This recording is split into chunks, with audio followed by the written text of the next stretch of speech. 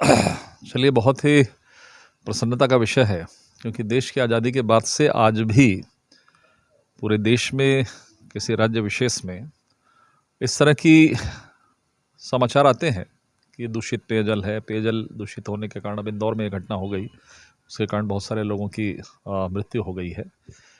एक बड़े देश के अंदर में बड़ी व्यवस्था है, उसमें कहीं न कहीं चूक होती है,